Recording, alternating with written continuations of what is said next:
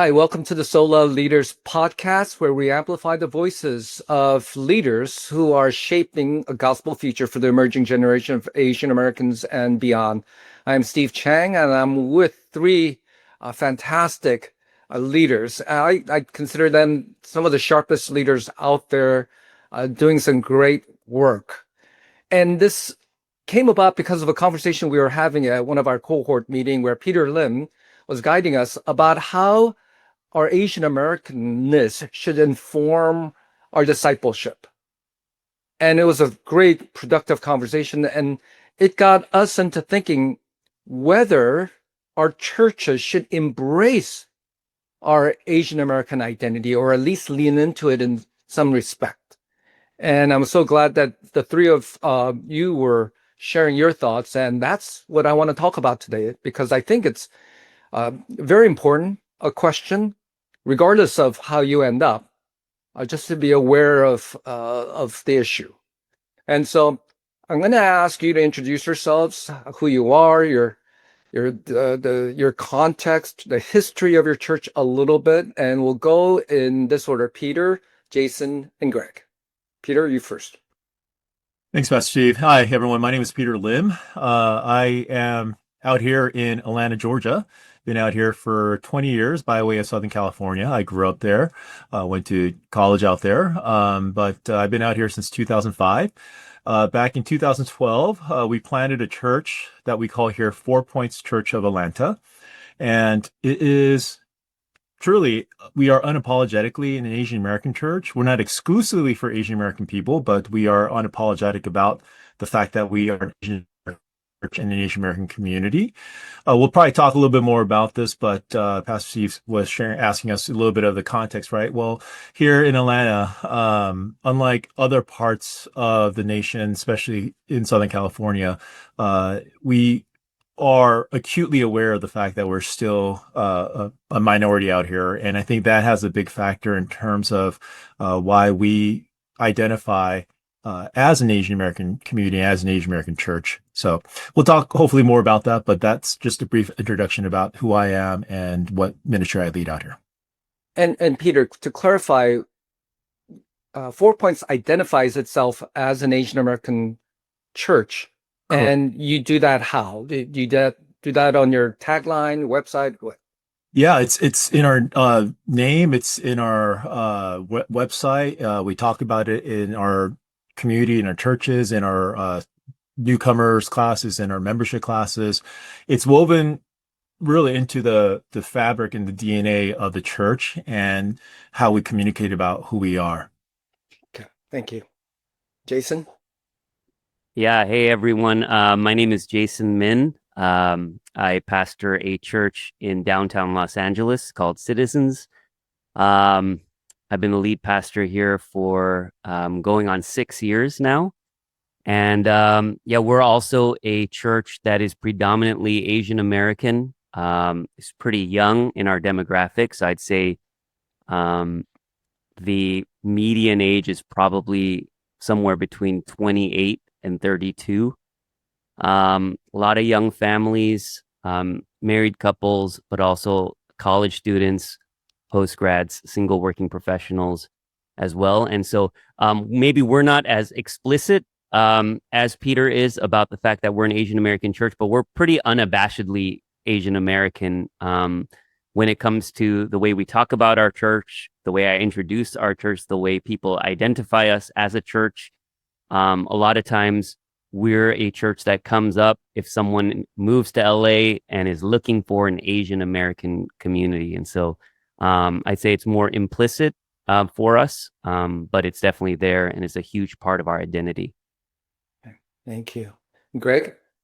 Yeah, so I'm Greg. I lead South Bay Community Church in Torrance, California. We are probably in the stage where we're wrestling with our identity a bit and starting to get a grasp of who we really are. But church was founded in 1992, a little over 30 years ago, by Gary Shiohama here in Torrance. And we're specifically in the north part of Torrance. Our first location was actually in Gardena. And so it was very much a Japanese American, Japanese Hawaiian community. And that very much was Pastor Gary's heart. I think he had a heart for the Asians in the South Bay. And so he started the church here, even though he wasn't from here. As the years went on, though, when I joined in 2012, I think I walked into a church that was beginning to really diversify. Some, other churches, there's kind of a mass exodus, and it wasn't an Asian American church. And I think they landed at South Bay. And I think that kind of kickstarted a momentum of more of a multi-ethnic makeup of the church. And I think we really loved what we were seeing, that now this was a church that anybody could come to. And I think we tried to ride that train. I think, especially in the 2000s, there's a lot of celebrating diversity and being multi-ethnic, multicultural. And I think we saw a lot of churches doing that. And I think we were trying very hard to present ourselves that way on our social media website. But post-COVID, we've kind of seen an influx of Asian Americans. And now, I mean, I would say we're probably 80-20 or 85-15% Asian American. And I think we're starting to lean into who we are and just embrace who we are. And so that's where we're at today. Okay. And the demographically, Peter and Jason, is that about where you guys are at in terms of percentage? We're probably similar. We probably have more Asian Americans. We're probably closer to 95% Asian American. Okay. And of that, within our Asian American community, we have about 50% who are of Korean American descent and about 35% who are of Chinese Taiwanese descent, and the rest a mixture of Southeast Asians and Filipinos and so just a variety of different type of Asian demographics. But as a whole, Asian Americans probably make up about 95% of our community. Okay. How about you, Jason? Yeah, I think that's similar to us. We haven't done a formal census or anything, but I think just eye test, I think it would be very similar to 4 points. About 9 out of 10 or or so. Okay, great. Going back to Peter, you say that 4 points explicitly identifies itself as an Asian American church in your taglines and your website, and I remember seeing that, and I was surprised, and I've had conversation with you. Aside from what you just said, that in Atlanta, unlike Southern California, where Asian Americans are truly a minority trying to figure out where they belong, outside of that, what led you to plant a church? And it wasn't something that evolved, like from the beginning. You said this is going to be an Asian American congregation. Yeah. Can you talk about absolutely. That? Yeah. So I don't want to take up all the airtime here, but it actually kind of goes back all the way to when I was pastoring in Southern California. I was part of a multi-ethnic, quote unquote, multi-ethnic church staff, and we're trying to do a multi-ethnic church. But I literally remember on my drive in the morning on that particular Sunday, going from the 55 to the 5 over the interchange there, kind of having this moment where I was like, I think there's a reason why God made me Asian as a Korean American. That's got to matter. That can't just be incidental or something that is just kind of outlier. It actually has to matter. And I think that began for me, kind of the journey into diving deeper into what it means to be an Asian American Christian in terms of my identity.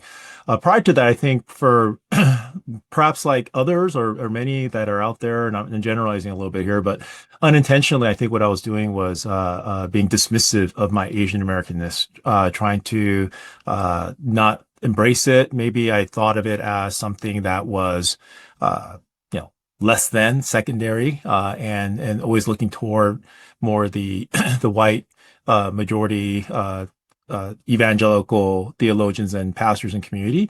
And so I think inadvertently what I had done was kind of maybe put that part of me to the side, or just didn't embrace it, or did not even give it its proper weight. All that being said, through that journey, God led us out here to Atlanta. And here in Atlanta, as I mentioned, it hits you kind of upside the head, even, now after being here for 20 years, but especially 20 years ago, it really hit you upside the head, being one of the very few Asian Americans here in the city at that time. And, you're confronted with the fact that, hey, I'm different. I'm an ethnic minority here. And especially here in the South in Atlanta, racial tensions, it still is. It's pretty significant, but oftentimes whenever racial dialogues and discussions take place, it's always about the black and the whites. It's very binary, and understandably, historically here, it makes total sense. But in so doing, the Asian American community, even within the Christian context, started to kind of get lost. And we kind of just got, our views or our needs were kind of not really talked about and expressed. And so part of that journey for me was then to say, hey, you know what? I think it's important for us to start a church, to start a community that really embraces who we are, including our Asian American identity. And that part actually goes all the way back to biblical theology, right? It's really embracing Genesis 1:27, where if God created us in his image, that has to include all of who I am, including my hair, my eyes, my skin color, all of that, my heritage, my culture. And then also embracing that with, coupling that with Psalm 139, where if he created us in his inmost being, who we are reflects the image of God. And I think here in Atlanta in particular, people I think were feeling perhaps lost or perhaps feeling like their needs were not being addressed or talked about. So for all those reasons, I felt it was really, really important for us from the very beginning when we started this church to lean into the fact that we are fully image bearers of God, and all of who we are, including our Asian heritage and roots and culture, phenotype, and all the different ways in which we embrace that or demonstrate that, reflects the fullness of who we are as image bearers. And so for those reasons, we really lean into the fact that we are going to start from day one as an Asian American church. Okay, I'm going to go back to that a little bit later on, but I want to ask if you, when you're in LA pastoring, were subconsciously dismissive of your Asian Americanness and almost glamorizing multi-ethnic or majority culture ministries, and it took you a while to come to that realization. Do you think that there are many, many other leaders who are still stuck in that? They're in a way self-loathing or ashamed of their minority status and trying so hard to gain approval from the majority culture.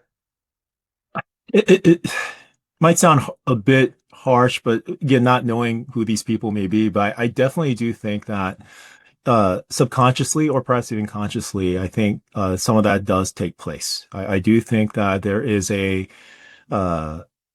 perhaps an internalization of looking at our Asian history, Asian roots. And again, I can speak specifically as a Korean American, but looking at the Korean American church, Korean American experience, that's somehow second class. It really isn't theologically sound. It's just culturally biased and what have you. And as a result, then being taught and studying in Western evangelical seminaries, then I gravitated toward that. Hey, this is actually the right way. This is the correct way. This is the true Jesus, true God. And I think what that then does is oftentimes it creates this binary of the Western way is good and the Asian way is bad. The Western way is theologically sound, and the Eastern way, the Asian way, is theologically clouded in culture or biased in culture, right? And so when that happens, then I found myself internalizing that, and I found myself seeking and looking to only white theologians, white pastors, and inadvertently, I think I then, during earlier on in my journey, really glamorized and looked to the white church and white leadership and white evangelical models as like the way, and everything else as kind of secondary. Okay, that's great. Thank you so much. Jason, I remember having conversations with you on many different contexts in which you talked about you having to come to more of an acceptance and realization of citizens' Asian Americanness. Yeah, take us through your journey. Yeah, I mean, Peter's experience resonates with me a lot. For me, it's more of a recent, I think, realization, and I've been on this journey for a while. If you had asked me 5 years ago, 7 years ago, 10 years ago, the kind of church that if I could pastor a church, the kind of church I would want to pastor at, I would never have said an predominantly Asian American church, because again, I grew up in a time when like the Asian church was JV, the white mega church was varsity. And that was not just in ministry.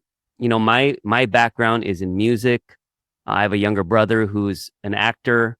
And I would say in both of our experiences and in both of those fields, we grew up in a time where the goal was to get approval from the white man. It was like, to be considered a legitimate actor, to be considered a legitimate musician, you couldn't just be playing for Asian Americans.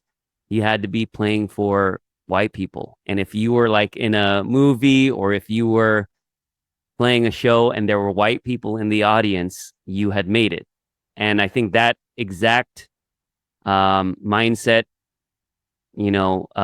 carried right over into ministry. And that's kind of what I believed. And I think because of that, the goal was always multi-ethnic.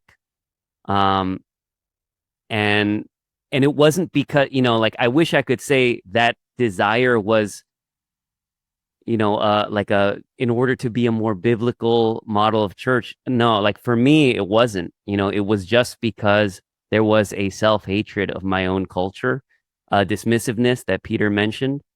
And I realized very early on, in pastoring citizens, that in doing that, I was doing our congregation a huge disservice, because I wasn't seeing them, because our congregation was Asian American. And how can you pastor a church that you don't see?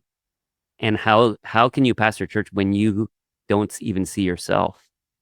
And so that was impacting everything. A very kind of formative moment, like an aha moment for me, was anytime I brought white friends, black friends, Latino friends to our church, I would always apologize. And I would give them 100 disclaimers, and say, hey, don't be alarmed. When you get there, you're going to see a whole bunch of Asian people, as though I had to apologize for our church's Asianness. And I realized when they would invite me to their churches, they never apologized.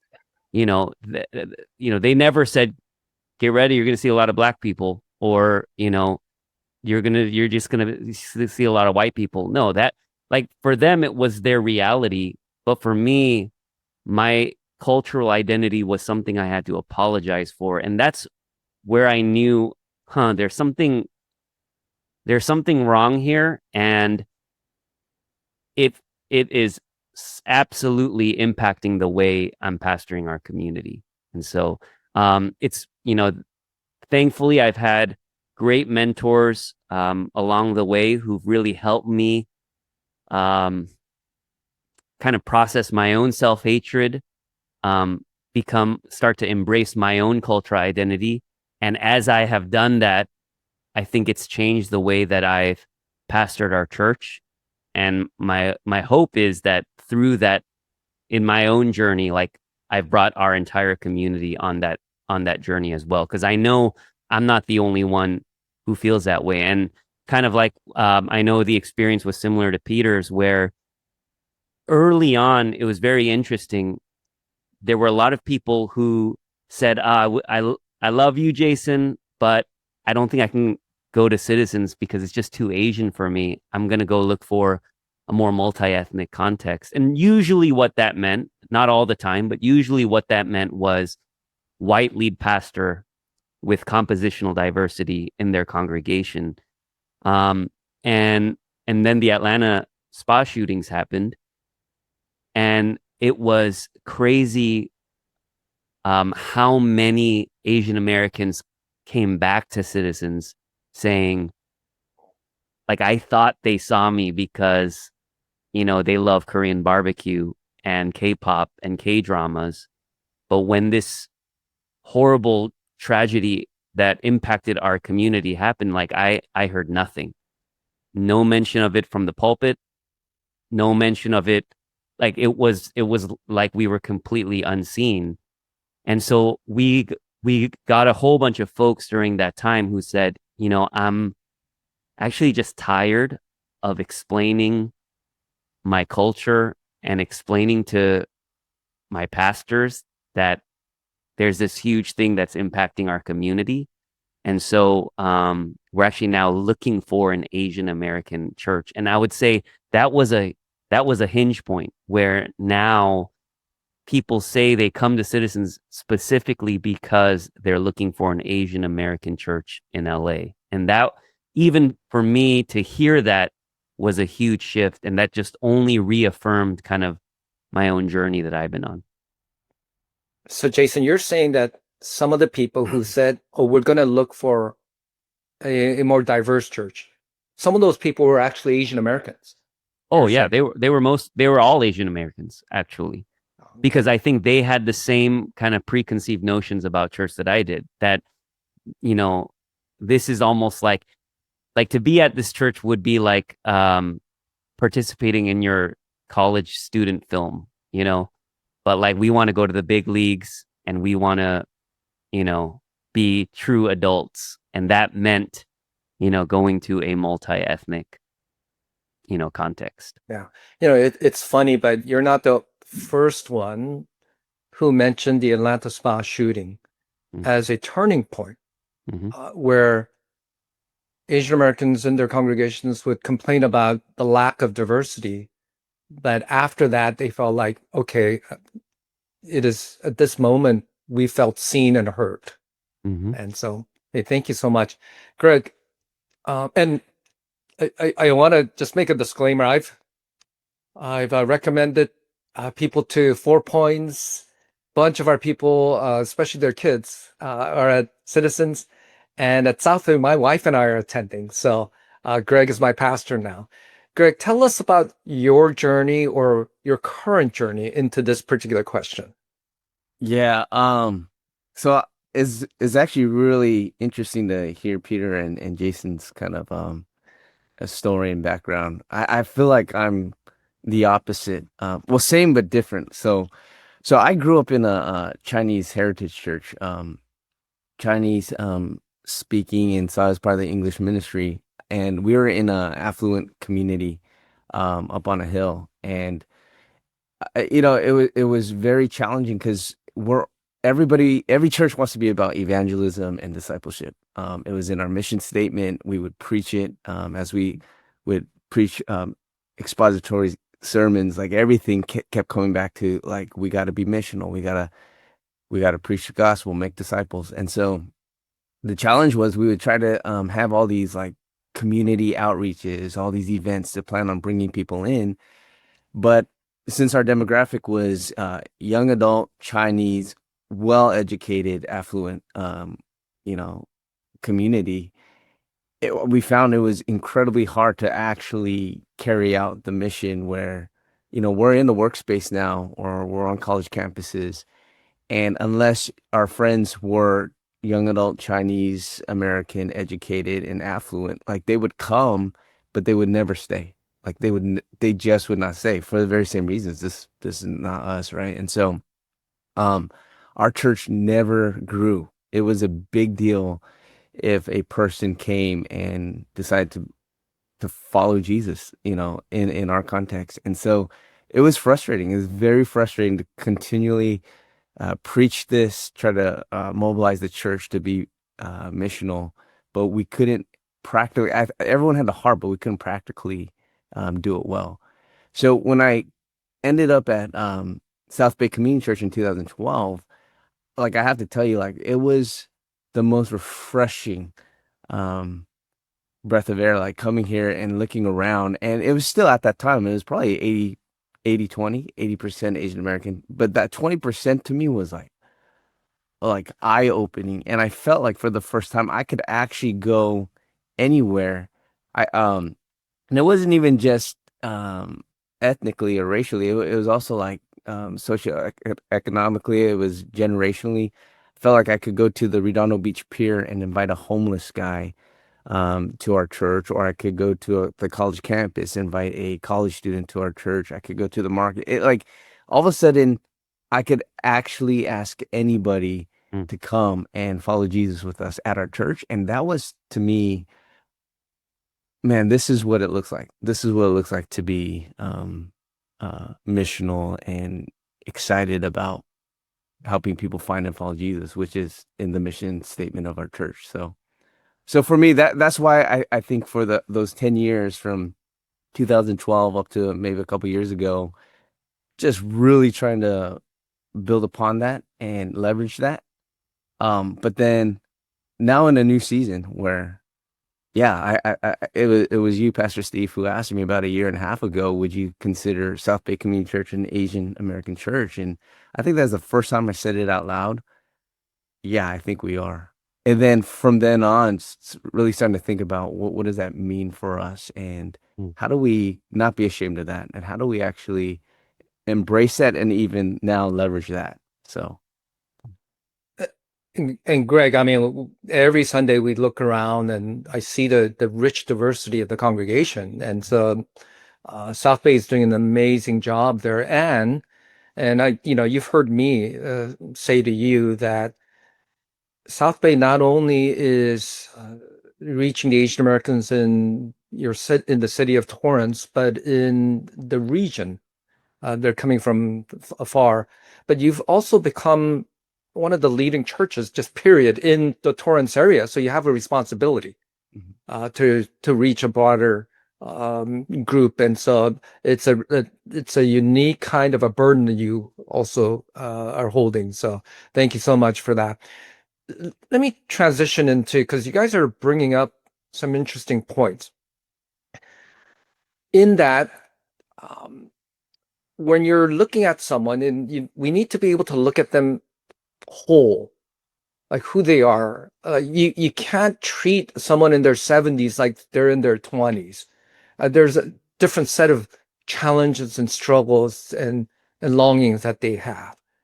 And you can't look at a person who is a minority and pretend like that's not an identity issue that they wrestle with, or someone who's a child of an immigrant, etc. So I think, Peter, when you led the discussion in our cohort, you talked about discipleship, that our Asian Americanness or the Asian Americanness of our people have to impact how we disciple them. Okay, so a lot of what we're talking about today so far has been discipleship. And in some way, missions too, because in the Atlanta area, there are these people who are longing for a community like 4 Points. Now,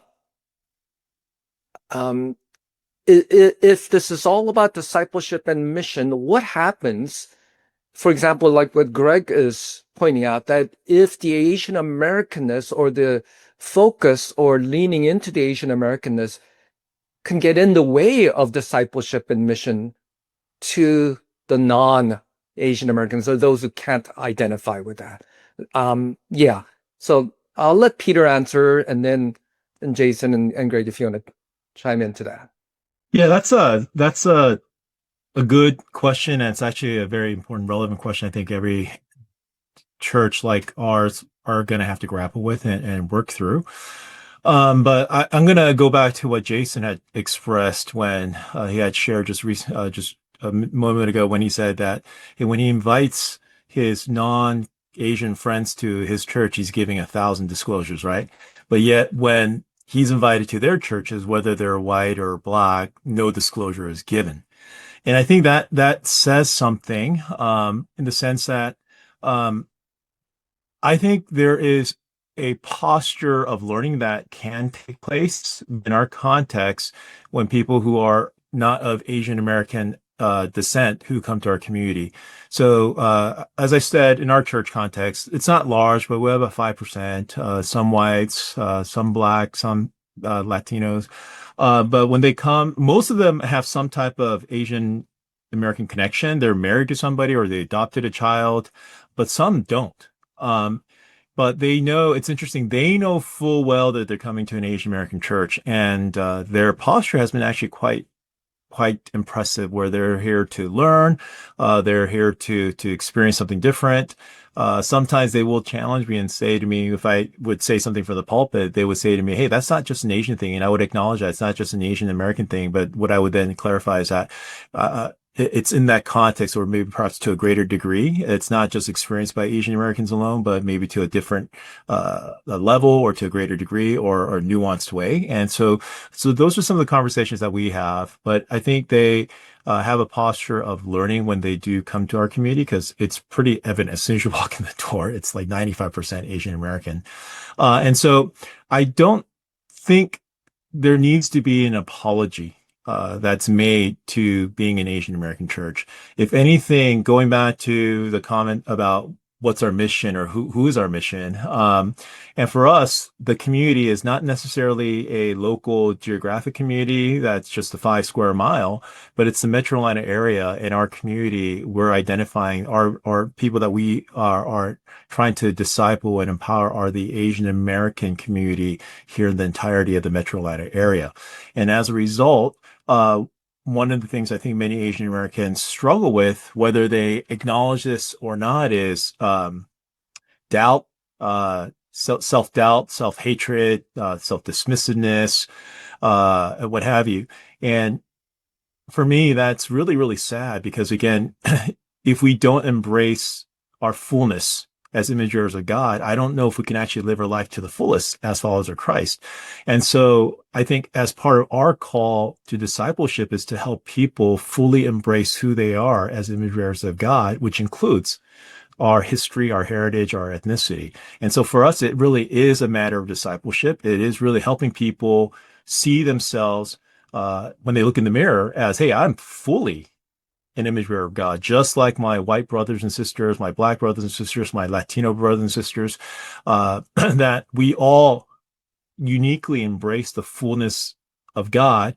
But obviously, collectively, we then truly embrace the fullness of God. But individually, there's nothing wrong with it. There's nothing missing. There's nothing lacking in terms of who we are. And I think that is one of the reasons why we find it to be incredibly important here. And if I could just add one more thing to what Jason had said earlier as well, but in our context, the small shootings happen just a couple miles from where we are.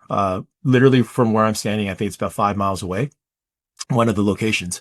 And so for us, it was not necessarily a pivot point, but it was an affirmation point that, hey, this is the reason why we were here. This is the reason why God had called us to be an unapologetically Asian American church, because many people were attending, a lot of people were attending, white majority church cultures, or churches, excuse me.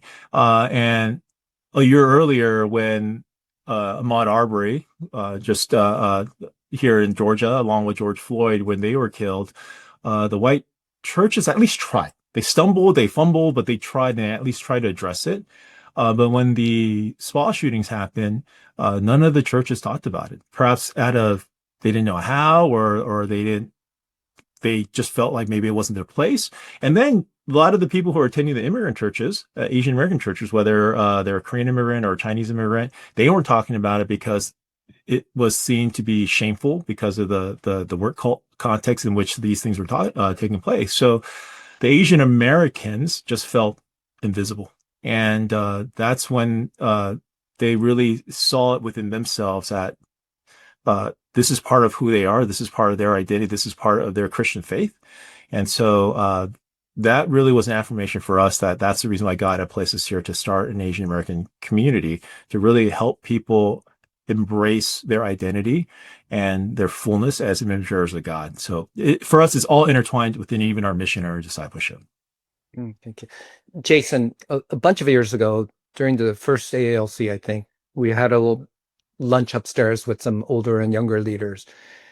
And I think Aaron Chung from Exilic and you talked about how especially the younger people want their pastor to be authentic about their ethnic identity, and that even the non-Asians wanted that. Mm-hmm. Can you I'm not sure if I'm quoting you or Aaron properly. I think one of you said it, if not both of you. Can you talk about that a little bit? And also, you shared something about the filming of Beef and what the producers of 829 said to you. Yeah. Yeah. Couple things I'll say is, yeah, pastoring a very young church. I think what Aaron said is I find that to be even more true today than it was when, a few years ago, where I'm seeing that what Gen Z are really looking for what they're looking for in preaching, what they're looking for in their leaders and pastors is authenticity, because they are living in what feels like it feels like the Twilight Zone, like they don't know what's real. It's the age of misinformation, disinformation. Everything is curated. They're growing up in the digital age. So I think there is this hunger and craving for something real and something authentic. And I think to kind of connect it to what yeah, like when we were filming Beef, especially that all the Korean church scenes, it was very interesting because they wanted to get everything from the color of the box that the donuts were in to the sports that people were playing, the way people talked, how they dressed. They wanted it to be as accurate as possible. Like they weren't gonna generalize and they weren't gonna skimp on any detail. And I remember looking at that and asking the question, man, like, don't you think that the more kind of specific you get, the more niche this gets and the more it alienates kind of other cultures and other races? And something the people at A24 said was, there is authenticity and specificity. And the idea was that the more specific you get, like, not everyone will connect with the second generation Korean American church experience, but everyone connects to authenticity. And they know when they're watching something that is real. There's just something intangible that is conveyed when you are trying to capture like a real life experience. And I think that's so true even today. And so like with Gen Z, it's very important, that I'm comfortable with who I am because, so much of, I think, the power of the pulpit and I think the kind of preaching that resonates for young people today is preaching that comes from an authentic place where you're actually sharing, these were my experiences, my real experiences. This isn't just an illustration I ripped off of Tim Keller. This was my life, and this impacts my faith, and maybe not everyone in our congregation can connect with that, but they can connect with a pastor who is at least doing his best to express an authentic experience in his life. And so, like, the way that I do it at Citizens is, while I will never assume that everyone has the same experience as me, so I won't say in a sermon something like, all of us had parents who were X, Y, and Z. I'll never say that. What I might say is, for myself, being a second generation Korean American with immigrant parents, this was my experience. And so just that one phrase alone, I think, pulls in people for whom that experience wasn't theirs, for them to be able to learn, like, oh, this is what the experience was like for someone like Jason. And for others in our congregation for whom this experience was very relatable, like immediately they feel drawn into that illustration. And so I think there is a way that you can be authentic without being exclusive or alienating. Okay. Thank you so much. Yeah, that's really helpful.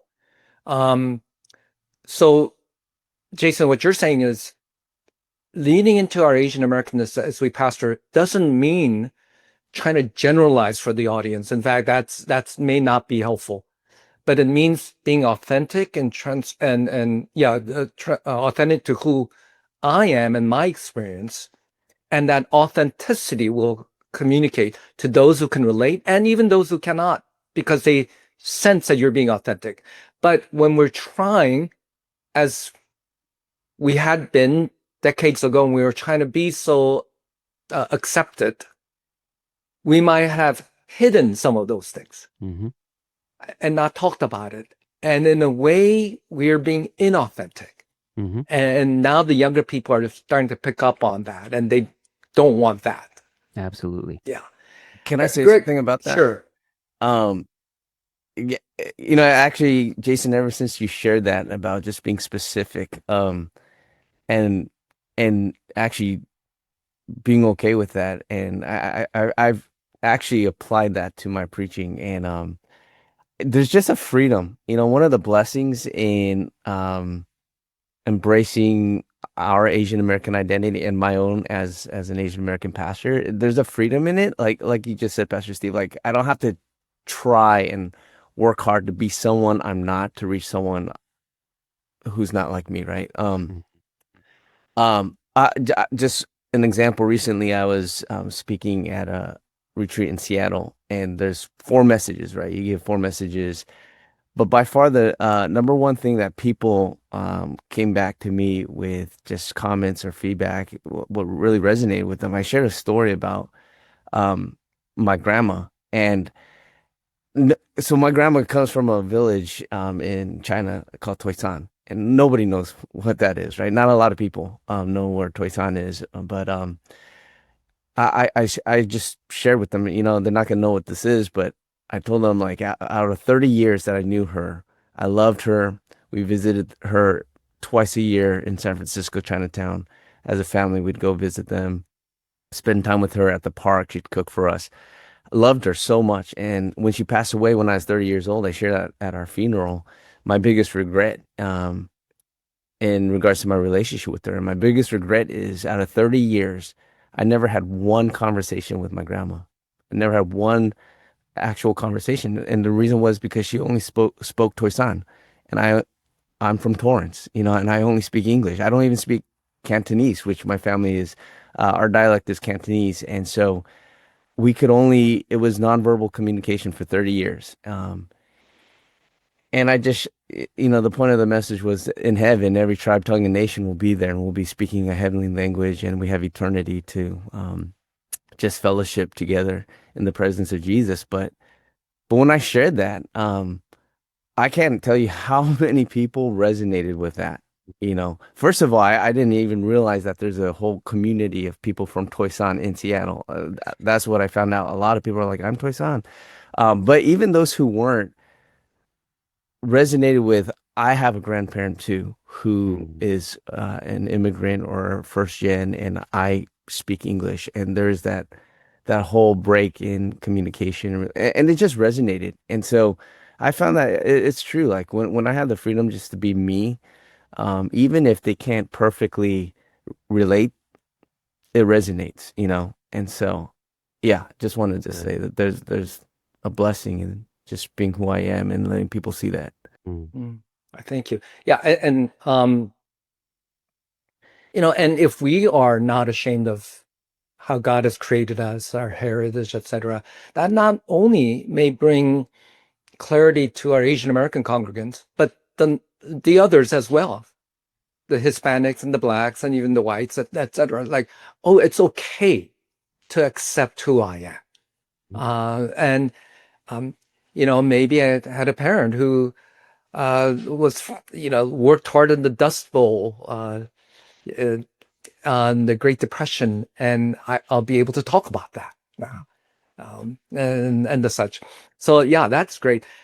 One last quick question. Okay, our time's almost up, and I'll let Greg go, and then Jason and Peter. When you think about your kids' generation, and as they grow up in the church, do you think they will care more or less about this question, about embracing their ethnic identity and in their spiritual lives? So Greg, Jason, and Peter. I'm gonna guess that they'll probably care less, and the reason I say that, as I was reflecting upon our church, many of the Japanese Americans and Japanese Hawaiians in our church, they're like third, fourth generation. So their parents were American born, and they all spoke English. So English is the only language many of our Asian Americans speak here. So to them, I feel like in a lot of ways, a lot of the people in our church see themselves as American, yellow skin, but American in culture, because this is all they've known. And so it becomes less and less a thing that they're trying to hold on to, their ethnic heritage, because they don't know it as well as maybe our current generation knows it, if we have first generation parents or immigrant parents. So being that most of the people now in our church are American born, I think the Americanness just becomes a little bit more blended and blurred.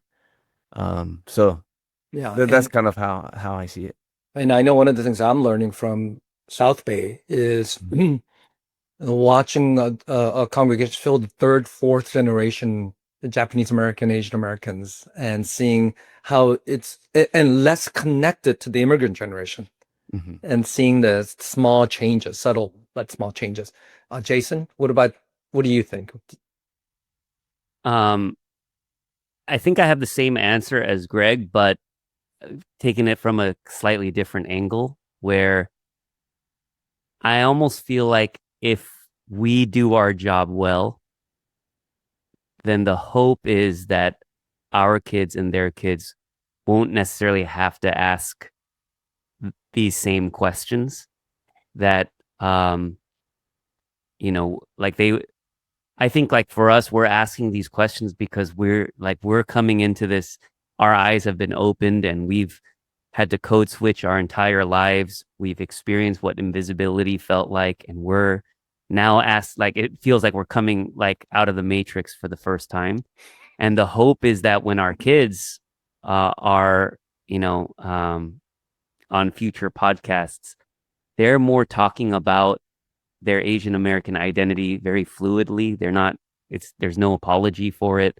They're kind of talking about their spirituality with a very comfortable relationship with who they are, who God has created them to be, and how they show up in the world. And so in some ways, my hope is that current leaders and pastors would do the work in such a way that these same questions might not plague our kids and their kids. Great answer. Peter? I'm going to take a slightly different take. I think they are going to be more curious, but I think it's going to be context-based. And so what I mean by that is, again, being here in Atlanta, when you are an ethnic minority, you are confronted with this again and again and again. And in our church, we have fifth generation youth students, sixth generation college students, sixth generation Chinese American students who are now going to college. And being the only Asian in their school, or being in a city or in a context where they're still the few, even though their great grandparents were here, perhaps before maybe even some of the more majority culture descendants here, they're still confronted with certain bigoted comments or racial tensions and certain statements here. So perhaps I think maybe in Southern California, in the next generations, this may not necessarily be something that is talked about or desired or sought. But I think in other parts of the country where Asian Americans are not a large part of the demographic, unless we start to look more and more like the majority culture, we're going to be reminded over and over again that, hey, you aren't really from here, even though they've been here for 6 generations. Hey, you speak English really well. Hey, where are you from? These, oftentimes innocuous questions, but unfortunately, Daniel D. Fuller, he uses this phrase, death by 1,000 paper cuts, when these types of microaggressions happen. Over the course of time, it hurts. It hurts a lot. It's actually pretty gruesome if you actually think about that imagery. And so when you are experiencing these types of microaggressions over and over and over again, I think it will cause you or lead you to search for your roots, your identity, and your heritage. And so I think in my geographic context, I think the next generation are still going to be talking about it, right? Still going to be thinking about it. And I think also, just one final commentary on this is that though Asian Americans may not consciously think about these things, the fact that they're attending our church betrays their conscience. Their subconscious is thinking about these things. So the fact that you're seeking an Asian American majority church context and community tells you implicitly there's something there. So consciously, even though you're not thinking about it and talking about it, implicitly, subconsciously, there's something there that matters to you. And so that, I think, testifies to me that this is still very important. And then piggybacking on now what Jason said, it is, I think, a greater responsibility for us as pastors and leaders of Asian American people to help them understand their Asian American identity in the context of what it means to be a child of God, right? And so that's kind of how I see what the future may look like. Hey, thank you so much. What a great conversation we've had today. I only got through 2 out of the 5 questions that I that I had, and I wanted to delve into so much more, like what are the blessings and the pitfalls? What how can we theologically kind of think through these issues? What would we say to younger leaders who are starting and the such? And maybe we'll have another set of conversations. I really appreciate all 3 of you. Just learning from all of you, and I think the different context really helps actually. And I agree with you, Peter. If you're in Southern California, Asian Americans in some pockets are majority culture. And I remember talking to a friend who grew up in Hawaii and said, it's Asian Americans just is a different reality over there. And maybe in a place like Torrance, it's more like Hawaii. But in a place like Atlanta, much more a minority and having to wrestle with all of that. But I'm glad that all 3 of you are not only leading your church as well, but leading this generation well. Thank you so much. Hey, thank you for listening to SOLA Network Leaders Podcast. I'm grateful for our guests today. I'm looking forward to more conversation with those who are shaping the generation with the gospel. Thank you. God bless.